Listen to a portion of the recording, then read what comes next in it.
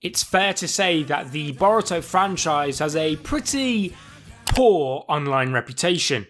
All it takes is one swift YouTube search to see the array of videos berating the series within an inch of its death, whether it be 2017, 2018, or even right now. The series cannot escape its constant criticism. And that's not to say it's not warranted criticism either.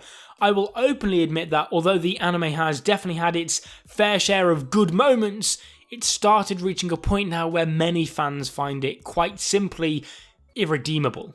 We will be talking about the anime later on in this video, but primarily what we will be discussing today is how the manga of Boruto is actually well worth checking out for anyone who has just finished their long journey through Naruto and would like to experience just that little bit more. Because many of you may not be aware that the Boruto anime only actually covers a slight fraction of the manga. The Boruto manga begins with the events of the Boruto movie, a world where Naruto's Hokage, Sasuke travels throughout different dimensions in search of the mysterious Otsutsuki clan, and world peace has been achieved. However, this story follows Boruto, the son of Naruto, and how one day his village was attacked by the Otsutsuki clan, changing Boruto's life forever through a sequence of fateful encounters.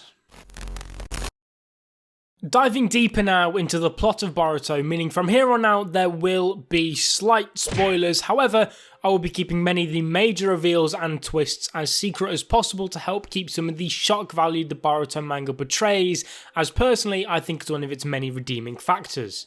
As I said before, the events of the movie are what kickstart the series, being its first major arc. But before anything else, the story launches with a flash forward to where the village is in complete ruin with only 2 people in sight. Boruto and the enigmatic Kawaki, who alludes to the fact that he may or may not have sent Naruto to meet his end, face off against each other upon the destroyed stone faces. But going back now to the events of the first arc, where for the most part it follows the events of the Boruto movie before it, except its ending. Boruto is built up to be an obnoxious, bratty, spoilt child, and to some people this is an immediate turn-off towards his character. To some degree this is understandable. Seeing the son of a character we've spent hundreds and hundreds of episodes on grow up through tough times to become what he is today, I can admit that it can sometimes be hard to see his own son then look at him with hate. However, if you look at this from the perspective of Boruto, what you get is a very relatable and beautiful tale of maturity, acceptance, and real family bond. This character trait of Boruto and his relationship with Naruto is the main theme of this first arc, one that comes with extremely high reward throughout the story as we sit and watch as Boruto's character evolves into one that looks to achieve his own goals through his own hard work instead of looking for shortcuts in life in order to gain attention from his father. But, as I mentioned previously, the ending of this movie arc didn't quite stick to the original script. Instead, what we see is a brand new scene marking the true beginning of Boruto's story as Momoshiki Otsutsuki reads his fate. This signals the start of Boruto's spiral into darkness. Unlike Naruto, a series following a main character who goes from zero to hero, a fairly common and inspiring trope amongst many other shonen series, Boruto is instead someone born with something, eventually losing everything. An engaging take on the franchise, offering a new look, making Boruto's character stand out amongst the rest. Although he does definitely carry some of his own Naruto-esque traits, which are to be expected at the end of the day, he is his son after all, he also holds a touch of Sasuke in him, but again, not enough to make him feel like a clone of a character we've already seen, but instead a breath of fresh air. Despite this being Boruto's story, however, old school fans of Naruto will be pleased to know that the 7th Hokage still holds a pivotal role in the story and is sure to get stuck in on the action as often as he can. But above all else, I think there's one character in particular, as a long-time fan of Naruto, that sucked me in above any other.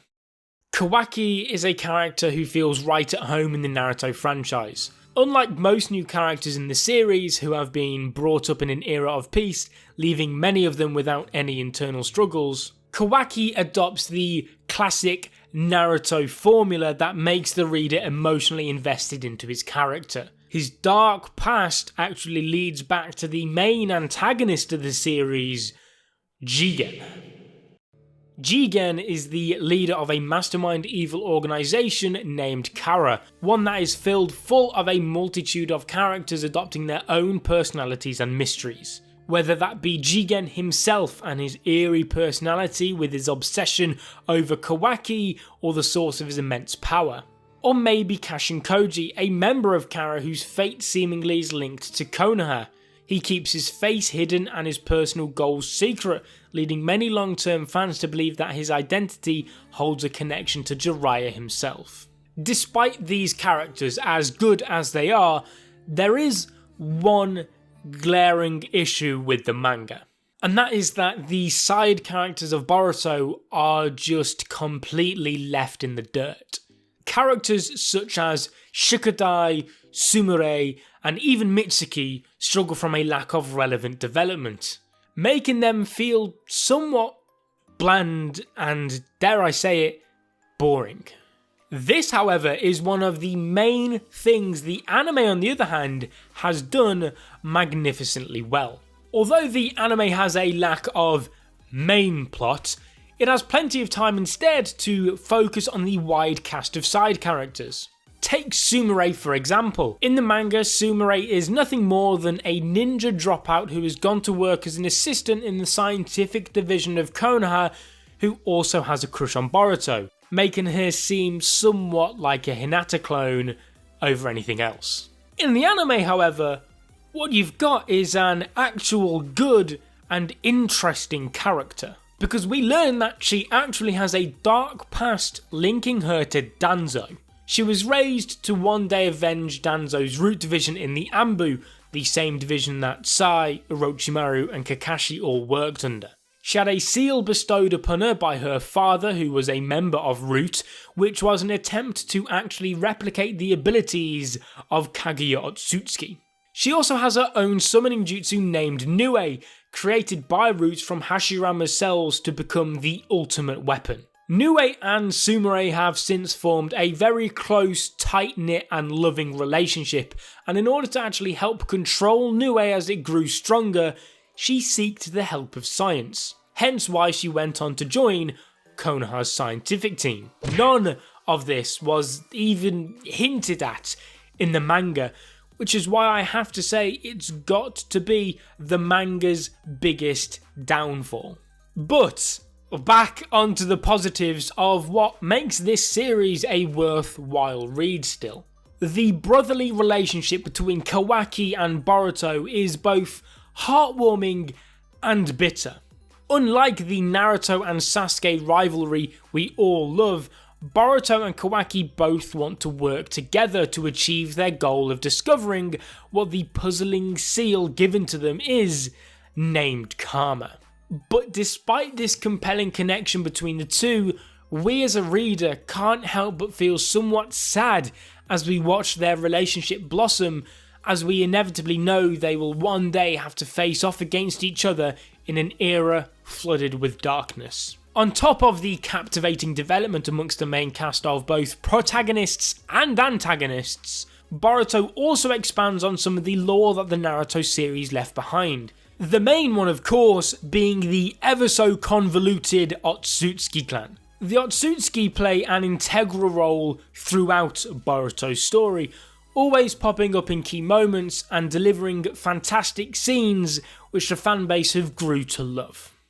Aside from the character development though, there's one personal issue I have with the manga that I actually see many others also find difficult to adjust to, and that has to be the artwork of mangaka Mikio Ikimoto. For those of you who are unaware, Kishimoto no longer holds the pen in hand when it comes to the Boruto manga. It is written by Kodachi, who helped work on the original Boruto movie with Kishimoto, and drawn by long-term Naruto assistant Ikimoto. Instead, Kishimoto now just watches over the production and intervenes when he sees necessary. And it's fair to say that the difference in quality between the two artists is clear to see. Although I will openly admit that Ikimoto has improved vastly on how he was at the beginning with the series in how he portrays the older generation, his artwork still lacks when needed. My biggest gripe with this is that his artwork quite often struggles to convey the weight and impact of a scene. For example, one of my main issues I have is the complete lack of double page spreads. I love double page spreads because not only do they simply look great, but when you flip to a page with a double page spread, it leaves a strong instant impression on the reader. It can perfectly build up a sense of tension and hold a certain weight to the scene that you wouldn't usually get in a single panel amongst many others on a page. Take, for example, this moment in Boruto. You flip the page and you see Kawaki jump in front of an attack to save Boruto's little sister, Himawari. Although this panel does still carry its fair share of emotional weight and impact behind it, it's fair to say it's nothing in comparison to this page from Naruto. In a similar circumstance, we see Naruto jump in to save Sakura. However, this time when we turn the page, we feel the impact of the situation much better through the utilisation of a double page spread. Although it may seem like a critical nitpick of mine to go so deep into these lack of spreads, it is something I personally think can transform an ordinary scene into a magnificent one and would considerably help Boruto cement some of those more impactful and memorable moments as the series progresses.